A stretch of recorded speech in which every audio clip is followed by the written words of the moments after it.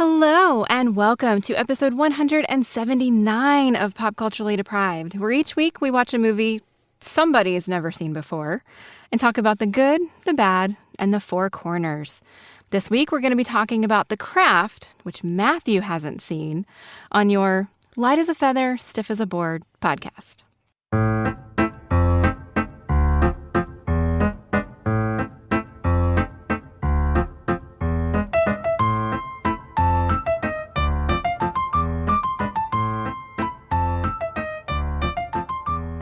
Okay, so before we have any discussions on this, everyone listening, everyone at home, on your commute, washing up, doing your laundry, whatever you're doing right now, just say the title of the film to yourself. Say it out loud. People in all four corners of the world, how do you say it? Because you're going to hear it a number of different ways during this recording. Because we say The Craft and you say The Croft. It's The Craft. Yeah, it sounds weird when you say craft.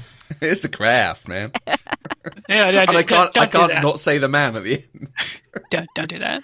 It's weird. We're doing a craft, y'all. Oh, don't do that, Matthew. Bless your crafty heart. So yeah, The Craft. That is how you would pronounce that over in the UK. Yes, absolutely. Well, no, but this is the thing. It's not. Catherine and I had a long conversation about it because she has no idea how she says it. And that's why I want everyone to do it before they hear us. How does she say it? Well, she probably says The Craft. Okay. Maybe a little bit less Liverpudlian than that. I know she's like mocking me now. But in theory, it's The Craft for someone from the north of England. I mean, but also she spent like 10 years with me, so. Okay, fair enough. and lots of other Southerners talking about stitchcraft and hobbycraft and knitting and all of that stuff. Handicrafts. Exactly. All right. Interesting. All right. Well, you have heard her lovely voice laughing at us. This week we are joined by repeat guest and friend of the pod, Rachel. Rachel was with us way back in, I think, 2018 to talk about The Incredibles. Yep, that sounds right. It was a long time ago. And then I think early-ish 19, we talked about Willow. Oh, we did. I completely forgot that we even talked about that. So this is my yearly visit, I guess. Yeah.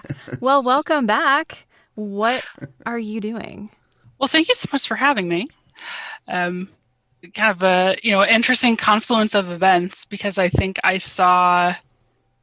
someone responded to your tweet from last year and I didn't realize that it was a tweet from like 11 months ago. Oh, okay. And I said, whenever you talk about The Craft, I would love to talk about it. And apparently, that was like 2 days ago. Yeah. It's like, oh my God, are you psychic? Because we have apparently scheduled. Just one of my gifts. Just a thing. Yeah. It pops up. But yeah, I mean, it's a nice opportunity to talk about a movie that I love, that I enjoy immensely. I've seen this movie many, many, many times. Did you see it in the theater? Count. Did you see it back in 96 when it came out? Or were you still too young? No, I didn't see it in 96 when it came out because I guess we were in high school. Mm-hmm. But I was still, in my sheltered phase. Yeah, I wasn't allowed to go see it. Exactly. Yeah. I honestly don't think that I was aware of it at that time. Okay. So I probably saw it, 3 or 4 years later, probably at a friend's house, most likely. And then it's just one of those ones that I've watched at least once a year, probably. Okay. At least. That is more than me. I own it, but I haven't watched it that frequently. But I have seen it many, many times. I also did not watch it in the theaters, partly because I wouldn't have been allowed to, and partly because this is actually something I wanted to talk about in our conversation. This movie was released as rated R, even though it very strictly followed all of the PG-13 guidelines. Oh. The theory is that the Motion Picture Association of America thought that witchcraft in women was dangerous. And so they still refuse to make it less than anything rated R. So a rated R movie about girls doing witchcraft when I was 14 was not gonna work. Yeah, So I that definitely makes didn't see it then. sense. Because I actually thought maybe. So when I watched it again yesterday. I wondered if, obviously, the witchcraft, because I feel like it was also, there was still some holdover of that satanic panic from the 80s, but also the suicide attempt, because and it's my understanding that you are not allowed to show the quote unquote correct way to slit your wrists on television. Like, which is why in like TV shows, like teen TV shows especially, they'll be like, oh yeah, I tried, and it's always the cuts are going horizontal instead of vertical, because you can't show it on television under a certain rating. So I assumed that perhaps that was the same. I mean, I assume that there's some correlation between that and movie ratings. So I was like, well, obviously, rated R and above, probably just do whatever. But yeah, it's a thing they often talk about with the censorship and the ratings of things, like showing the mechanics of something. Right. Will always treat you down hard. They say, particularly for sex things, when you can actually not even see stuff going on, but the positions they're in and way they're doing things is very obvious what's going on. Yeah, I would imagine this is the same thing, but the MPAA is a secretive cabal hoarding their power and their things between themselves, so they can take a flying leap, frankly. Yeah. Well, yeah. Yeah. So let's keep talking accents. Keep talking accents. Let's not get into this. I also love this movie. I have always been drawn to the paranormal and the supernatural. Even actually, probably especially when it was forbidden. Right? I mean, I grew up with Buffy and Charmed were my favorite shows in high school. But by the time I got to high school, some of that strict fundamentalism had lifted a little. But there was also a very clear delineation in my house about what was fictional and what wasn't. And so that's why I was allowed to watch Charmed, for example, or read Harry Potter. Although my mother has told me that if she had known about Harry Potter when I was younger, she would not have let me read it. Well, that was pretty similar in my house as well. I know whenever Harry Potter first came out, we were definitely not allowed to read it. And I know I did watch some of Buffy when it was airing, but I wasn't necessarily like allowed to. I didn't really ask. It was kind of, at that point, I just kind of do it when I felt like it. But yeah, the rules had kind of loosened, but it was more of, I'm just not going to ask. And if I get caught, hopefully it's not, too bad of an episode of the situation. But, and similarly, Mandy, I think, I've been interested in, occult stuff since forever. And I will say, probably especially when I was explicitly not supposed to be. Yeah.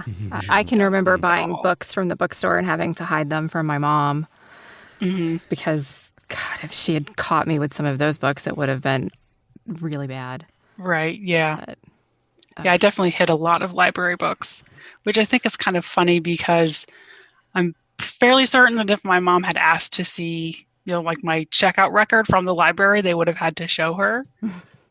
But I'm pretty sure she was too busy, which is one of the perks of having a large family. She's just like, I don't have time for this. Yeah. I just don't have time.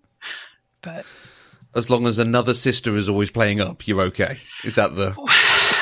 Yes, actually, I mean, that's definitely has something to do with it. there were a few to choose from, so I just kind of did my own thing. Witches are just so part of the culture over here, and even thinking back, and we've got shows like and books, The Worst Witch and Simon and the Witch, and like things for kids that are like, hey, witches are cool and fun, and let's have fun with them. Was that true even when you were growing up? Yeah. I remember reading and then enjoying The Worst Witch on like audiobook, and then they made a TV show with it. And there's a new TV show with it. I vaguely remember a show about, or maybe a movie about The Worst Witch. I think it was the movie because Fairuza Balk was in that too. Okay. I think it was a movie, but it really wasn't prevalent here until after The Craft. Like The Craft was kind of the springboard for witchcraft to be mainstream pop culture. Well, I feel like, Matthew, and maybe as this is like all of Europe, but specifically in the UK, like occult and Christian religions have kind of existed side by side and been fine like for longer. We were just over our lockdown period, we watched pretty much all of Midsummer Murders, and I was a little bit surprised how often, spiritualism would pop up. And it was just kind of like, oh, there's a crystal shop, and everyone's like, whatever, and like the vicar's there, and they're like, it's not a big deal, and I was just like, and it in some of the earlier seasons, which is the 90s and early 2000s, I was like, in the United States, you would not have that. They're just completely separate things. You have an occult show or book. If there's Christian representation, it is always opposed to. Like they cannot exist in the same space. And right. And I think that does feel like a very American kind of thing. It's we're very Christian fundamental, so if you have anything, do not trust the other. Well, and even depending on where you're at, if you're Christian, you don't like Catholics because that's too spiritualist. It's a really interest. I mean, it's very different, I think. It's definitely and of course, very different. I'm saying this, and I'd be remiss of not saying, of course, Terry Pratchett wrote a series of hugely popular witch books with the proper witches of like, oh yeah, we're the ones who deliver babies and look after people in the area and so on. Like, right. What people were burned for doing. But it's all, referencing Harry Potter is a very good thing because that is, of course, the school of wizardry and witchcraft. And it's that sort of like, it's fine, it's good, it's all above board. Yeah. So, Matthew, it's super clear that Rachel and I both really love this movie, and we've alluded to the fact that you're not a fan. So, what did you think about it? Do you remember what you thought about it? This is the problem. I'm finding it really hard. Like 2 days later, I can't even remember the film. Like, it just kind of happened in front of my eyes and was like, oh, it was a film. Okay. So it didn't impact you at all? I think there's a couple of things going on. I was surprised by how low stakes it was. I thought it was going to be a kind of almost, Witches of Eastwick or something of like, oh, they're meddling in this dark power and suddenly the dark power's hunting them and they're having to deal with it. Like, almost, more like a modern horror probably would take it to. And that it was actually, I think Abby on Twitter at This A Shaw said that her wife described it as it's kind of Heathers, but with magic and no Christian Slater and to women. Which, like, it is so silly. I mean, the opening sequences is basically Clueless. With a couple of, Breckin Meyer's also there. With a couple of spiritual things thrown in. And then it does become like a lot of other things about bullying, fitting in, finding your clique, not finding your clique, that sort of thing. So some of it might be, I was surprised it went to a different place than it went to. And I'm pretty sure I'm the wrong gender to have enjoyed this film. That's fair. I don't think you were the target audience. No, that might be it. So, I should have had it up and ready. Anna MCG on Twitter made a really good comment about how, it very much it's a sort of power fantasy for girls in the 90s wanting to be an all-powerful witch, which I absolutely buy into. I've got Star Wars and Indiana Jones and all sorts of things. So awesome that there is this other film for other people. Just not for me. I'm sorry. I'm really sorry. I read a review on Refinery 29 from 2018, and this woman rewatched it right after the Brett Kavanaugh hearings. Okay, right. Oh. And she kind of links back to it, and let me see if I can find the quote I wanted. So she was commenting on, like, Roger Ebert questioned the characters' motivations. He said, "What I've always wondered about supernatural characters in movies is why their horizons are so limited. Here are 4 girls who could outgross David Copperfield in Vegas, and they limit their amazing powers to getting even." And she writes, Ebert died in 2013, but had he lived to witness the outcome of the Brett Kavanaugh hearings, I suspect he might think differently. Too often, women feel powerless to change circumstances, political, social, financial, take your pick, that feel beyond their control. The Craft presents a universe in which any slight could magically be made right, and in our current climate, that's an appealing prospect. It's no coincidence that in the aftermath of the Senate's decision to confirm Kavanaugh to the Supreme Court, my newsfeed was suddenly flooded with witch memes. And she goes on, to talk about some more things, even going back to Anita Hill testifying way back in the 90s and things like that. So, but she really talks about how this movie has such a huge message of female empowerment in a world where women aren't empowered. Particularly in 1996. It was rare to see a movie that was like this. I mean, Heathers is close, I think, but Heathers, not all of the women are empowered, right? Sure. Not all 4 Heathers are empowered, for sure. Right. Yeah. And it's really only Winona Ryder's Heather that's empowered whenever she stops shady and still does what she does at the school, right? But this, you have four women who are clearly all misfits. 3 of them have been friends for a while. One's the newcomer. They come together and they find this amazing bond. And it's wonderful at the start. Granted, it goes to a very, very dark place by the end. But it's something that you just didn't really see. You have Clueless that came out that same year. And people have called this the anti-Clueless, and I hate that. Oh, yeah, no. I think the difference is that Clueless showed me insight into a world that I wanted to see, and The Craft showed me insight into a world that I wanted to experience. Okay. I feel like that's the difference between the two. Like, I wanted to be Sarah or Bonnie, right? I wanted to have the kind of friendship that they had together. I wanted to feel that kind of closeness. I wanted to feel the strength and the power that they felt before they went dark and evil and tried to kill their friend. And you don't get that. Like in Clueless, before they would let, what's her name? Brittany Murphy's character. Shay? I want to say Taj, but that's not right either. I don't remember her name. Ty, that's her name. Yeah. Ty. Before they let her be their friend, like they had to do the whole makeover with her, right? They had to change who she was fundamentally before she was a cool one. And in the Craft, nobody had to change. They all were who they were, and their differences are what made them special. I think in some ways it's like all the films are different, but it's that thing of a really good sort of coming of age teen or even for younger kids film is that core lesson of, hey, everyone's dealing with their own stuff, which is the heart of any good story of that sort of thing, and this does it really, really well.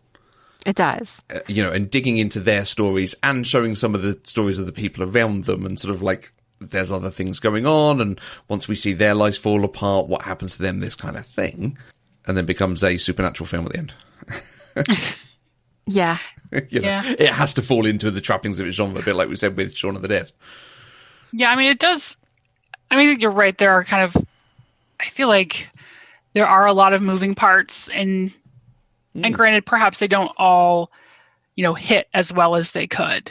But I think, the core of, like you said, Mandy, they're all different. None of them has to change who they are, because Sarah already has this power, but she hasn't had a real outlet for it, or I was like a safe place to explore that. Right. And then she meets them. I mean, there definitely is an element of they're looking for a fourth for their coven, so they have something to give each other.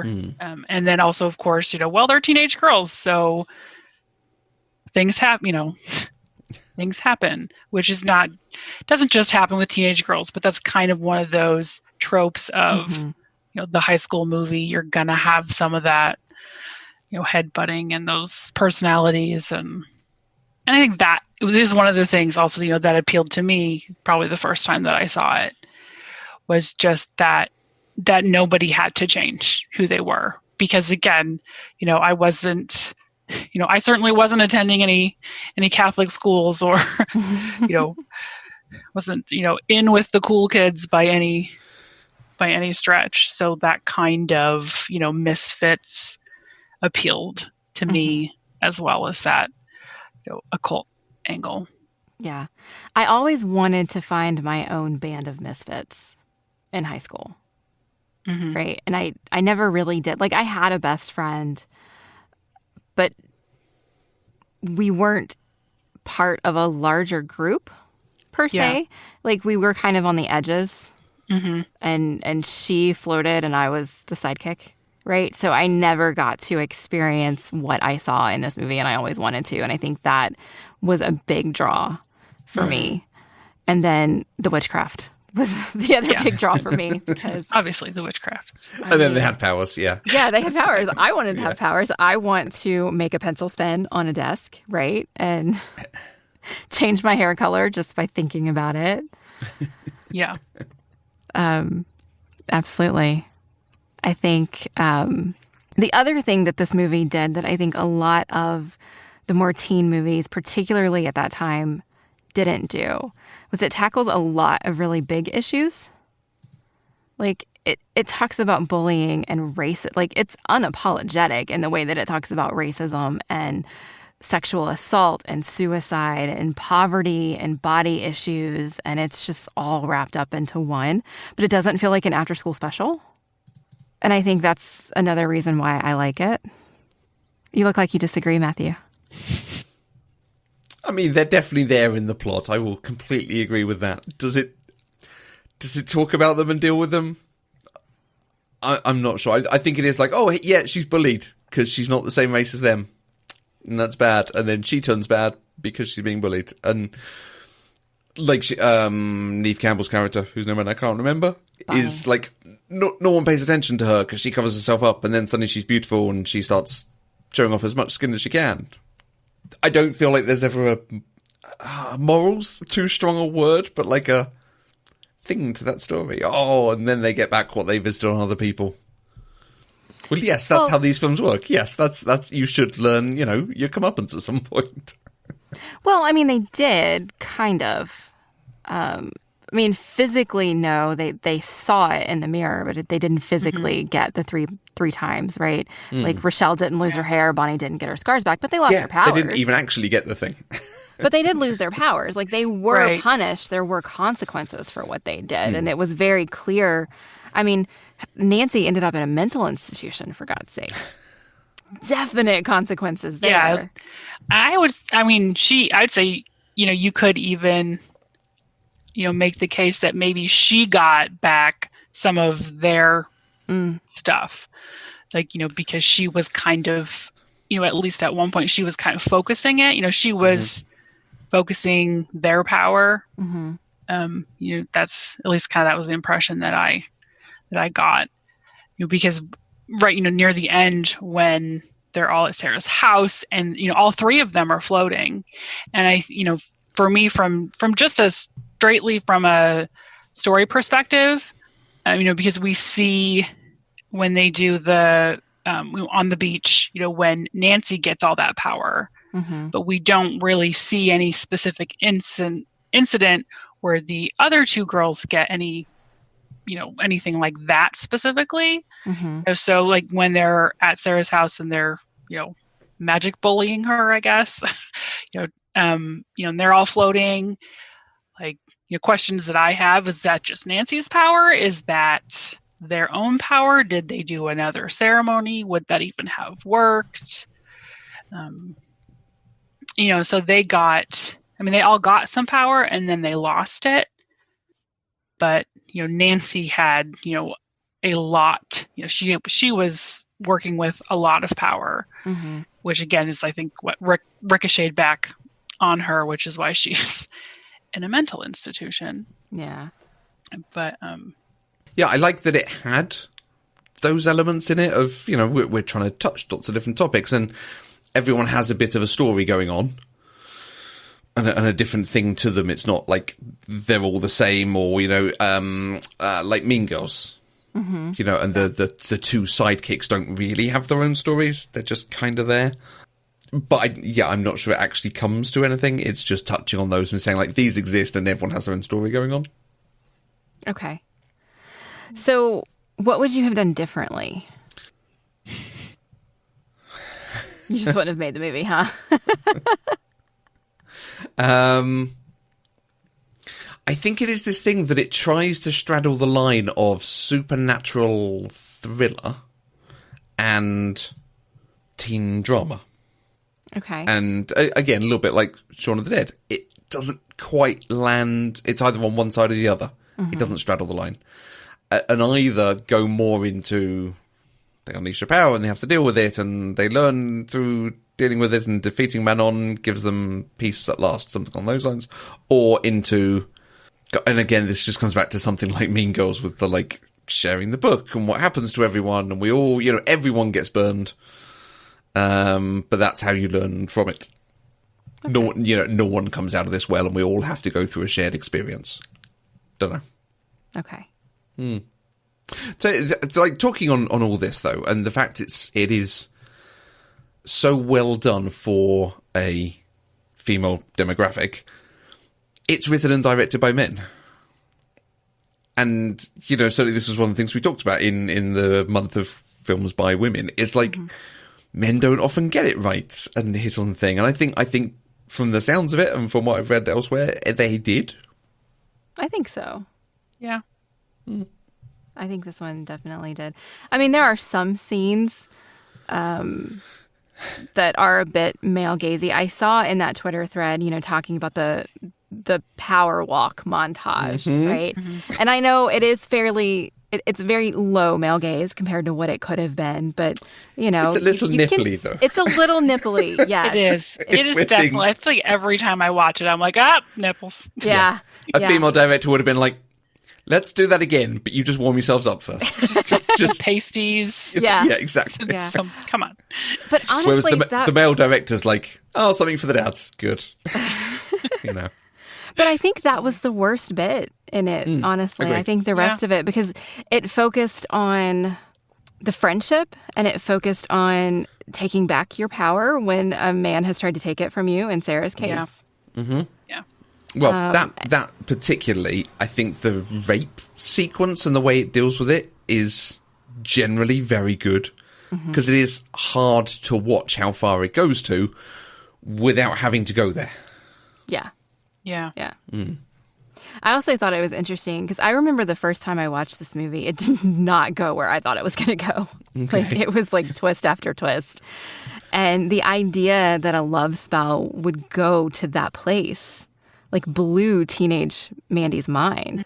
Right. Because at that point, I still believed in the fairy tale love spells where it's actually love. Right?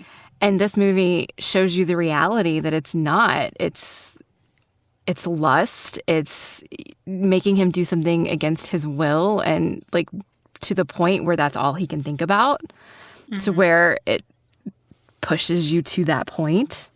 Yeah. It certainly opened my eyes to there's more than just a fairy tale out there. And in a nicely serious way. It's not the sort of Buffy comedic, oh, they're all horny now. Right. Yeah. You know. Yeah, that's true. And I think, like I mentioned, I asked my Joe, you know, like, what, because this is one of his favorite movies. You know, it has been, you know, since he watched it in high school, because, you know, he wasn't sheltered and could, you know, pretty much do whatever he wanted when he was in high school. Lucky him. But I asked him, you know, like, specifically, what are some of your favorite things?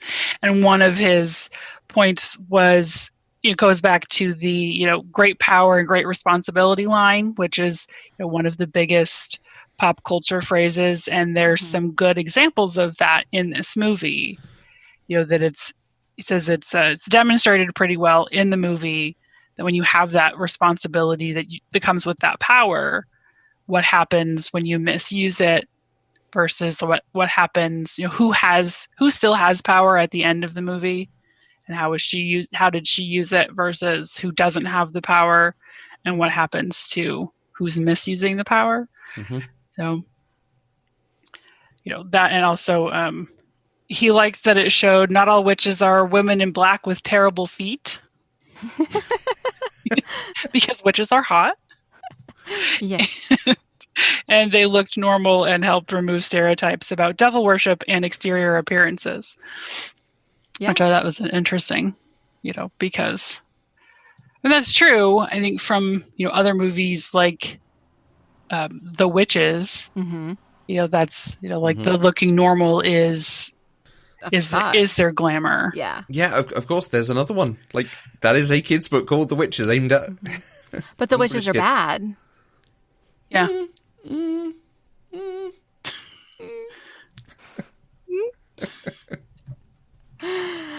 So, speaking of witches, I've found it interesting that they had an actual Wiccan high priestess consulting on the set and the script to make sure that the rituals and the chants and things that they did were as accurate as possible, which I think is really cool. Yeah, and I wondered, I think that actually every time I watch this, well, maybe not every time, but at least like the last few times that I've watched it, I think that intro that they do, with some of like the magical items and like the zoom in, and I was paying closer attention, I think, this time, because they have that sequence when they're putting crystals on the pentagram, and I actually like know what some of those crystals are, and I was like, oh, that's like what you would generally use in a lot of Wiccan rituals. If you're using crystals, you'll usually try to represent all four elements, which we do see with the 4 points of the compass, and the elements that are associated with each one. And there's obviously more than one crystal that's associated with each element, but that's a pretty typical thing to have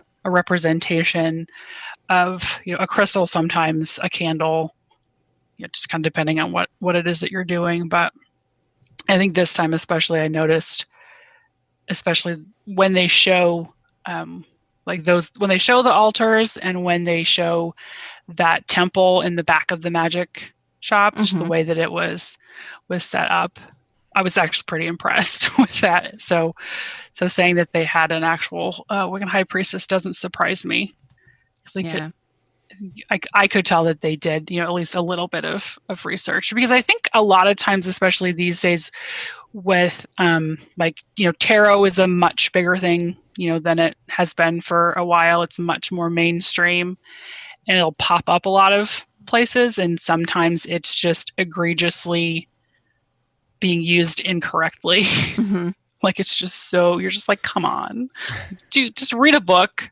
Read a Wikipedia entry, but it's like, I don't like it. Yeah. But so they completely made up the deity, Mano, like completely fictional just for this movie, so they wouldn't offend anybody in what they were trying to do. But they wanted to be as realistic as possible with the rituals and things, so they brought in somebody to help with that, which I thought was really cool. Apparently, Firuza Balk also purchased an occult shop while she was filming this, because she did. It's the oldest one in the United States, I think, and the owner wanted to retire, and it was gonna get turned into a Chinese restaurant. Oh no! So she bought it so it would stay open. Well, that's awesome. But I love stories like that. I think that's great. Yeah, that's a really good one. All right.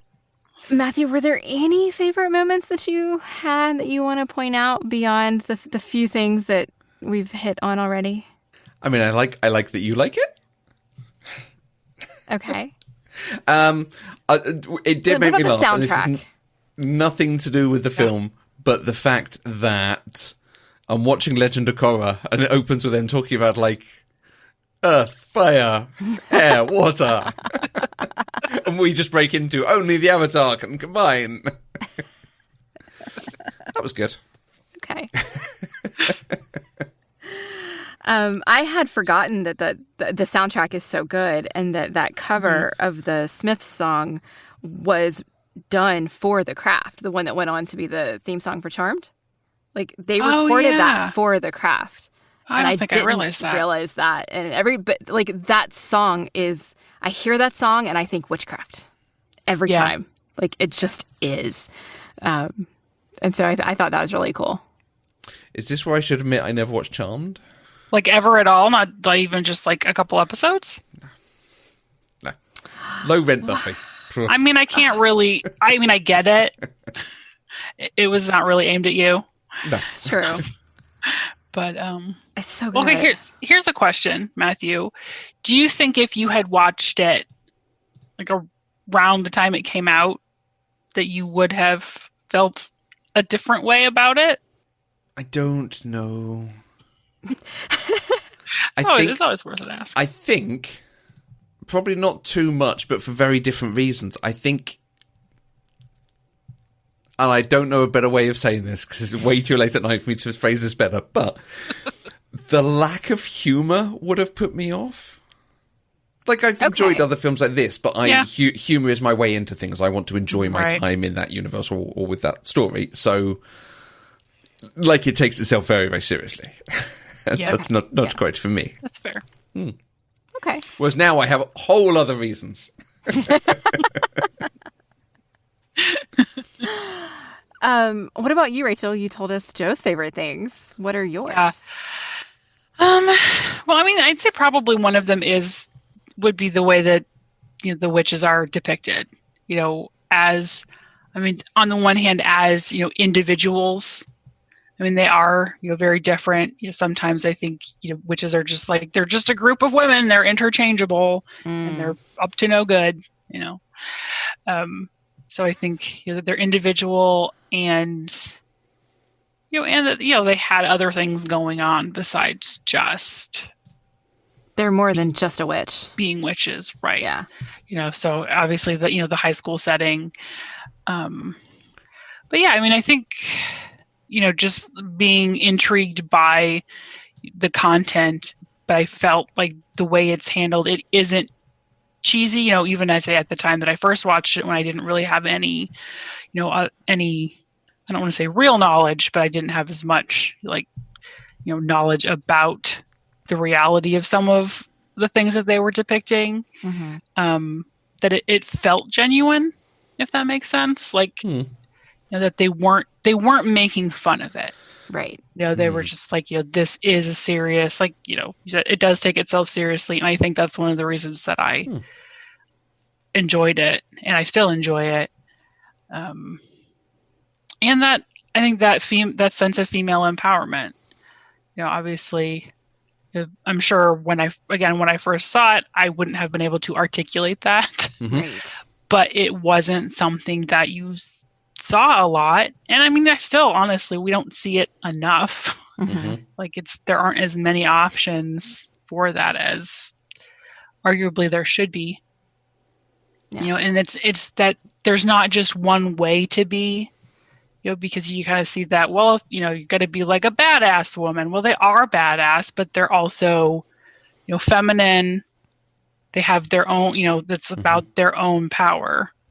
And they don't always use it appropriately, but again, that adds to the realness, and I think that that's a big draw for me. But and also the performances. I think I really just enjoyed the performances. You're absolutely right. A lot of the films you'd point at as being sort of female powerful films or powerful women films are powerful in male terms. Mm-hmm. Wonder Woman is very strong and can fight very well and so on.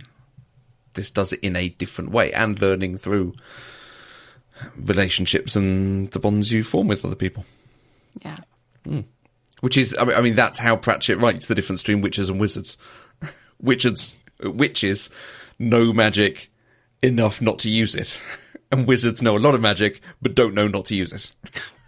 Like that's what he writes over 15 books or something. Yeah. I have not yet read any Pratchett, so. Okay. Fine. Fine. Apart from Good Omens, but that was, co-written, so. I feel like I've read more than just that, but I can't think off the top of my head what else of his I've read. So maybe I haven't. Maybe I'm just aware of his stuff. Well, his first proper book is Equal Rights. So it's I think like the third book in the series, but Rights, Rights. That's an equal rights of passage, and it's about the seventh son is always going to be a wizard, but what if the seventh son is actually a girl? and the witch has to try and look after this girl and like help her become a witch, but she's got wizardly powers, so she ends up taking her and trying to get her enrolled in the wizards university. Neat. Very good. And that does seem right up my alley. Well worth it, and it's a good jumping off point. Anyway, sorry, I'm taking us way off track for the craft, aren't I? Yeah. Mandy, go. You very much wanted me to watch this, so this is your chance. Well, I mean, I've been gushing about the movie the whole time, so I don't think there's anything else I can say that's going to change your mind, which is fine.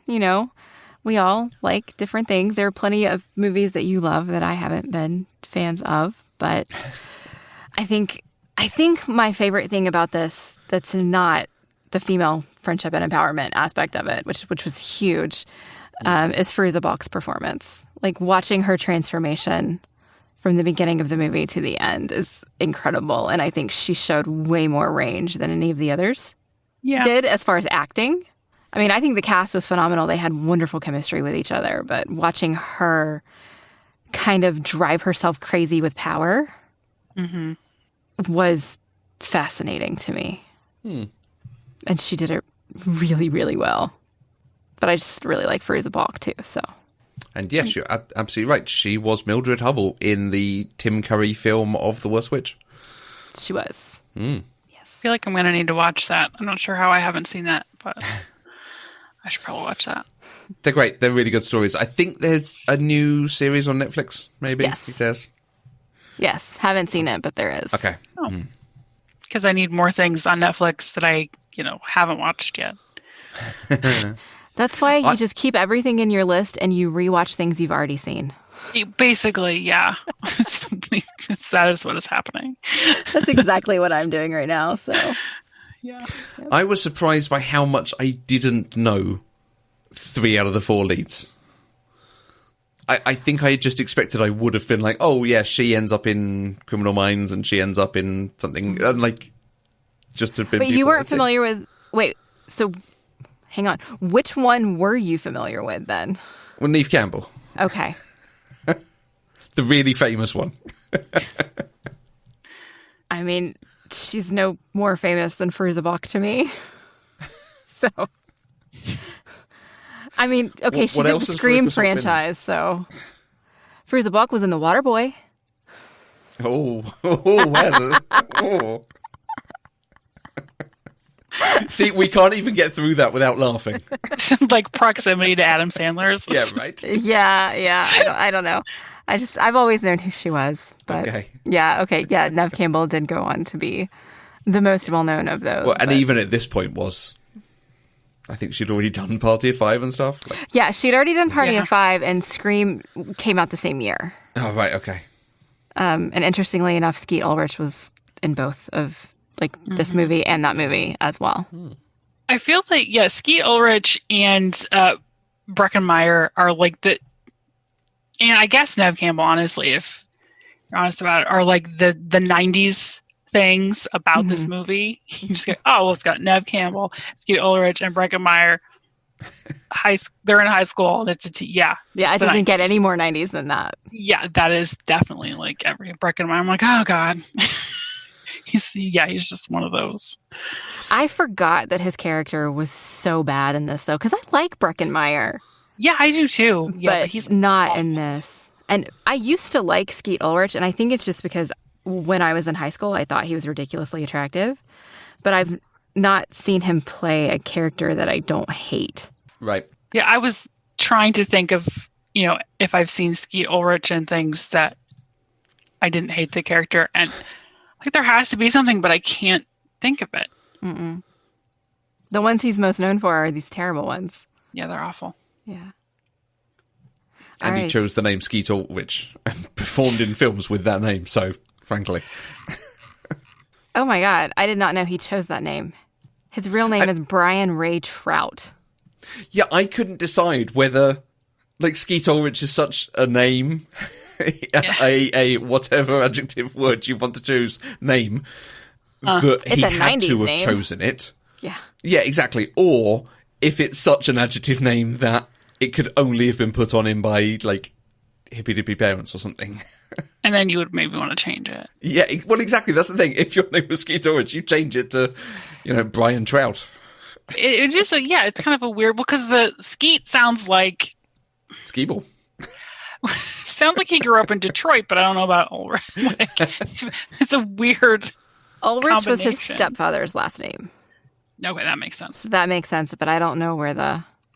I mean, it also sounds like, it was just like a nickname, and he's like, I'm going to use that as my professional name, and... Mm-hmm.